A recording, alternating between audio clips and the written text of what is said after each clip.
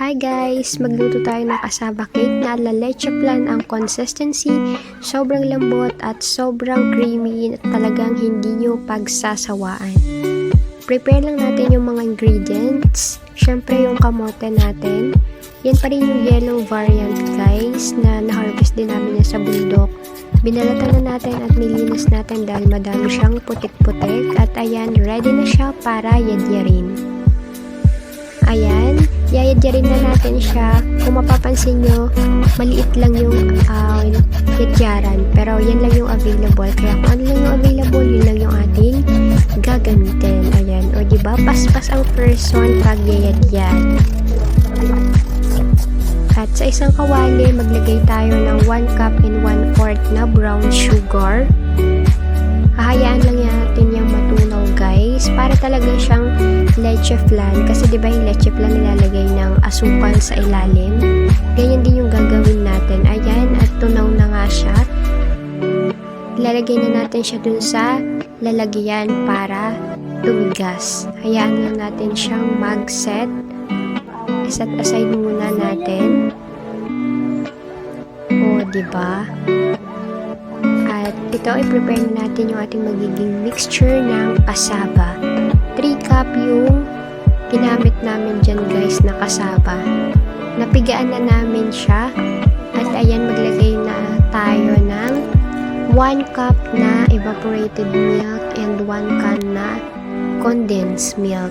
Yung mga measurement guys, ilalagay ko na lang sa comment section. And then, 1 cup ng sugar at isang raw egg. Ayan. Tapos, i-mix-mix lang natin para mag-well incorporate yung mga ingredients na nilagay natin. And 1 cup ng coconut milk. Ayan, para mas lalong malinamnam.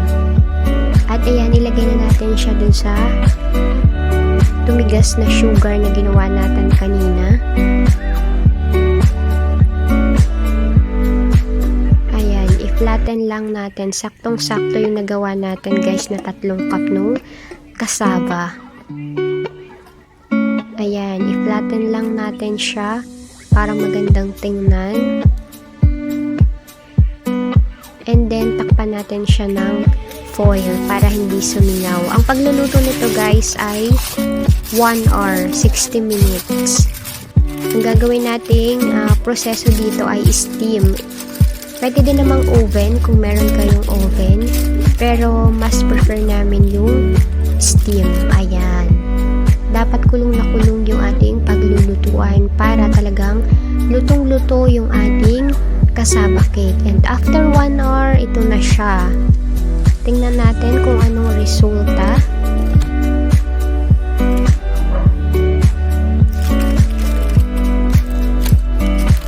Diyan. Ayan, luto ng ating cassava cake. Kitang-kita dito yung pagka-yellow ng cassava, guys. Ayan, ikat na natin siya. Kaya kung interested kayo, guys, na magluto din ng cassava cake, tingnan nyo na lang yung mga exact measurement na ilalagay ko sa ating description. Ayan. Kaya sana nagustuhan nyo ang ating recipe for today. Kain tayo!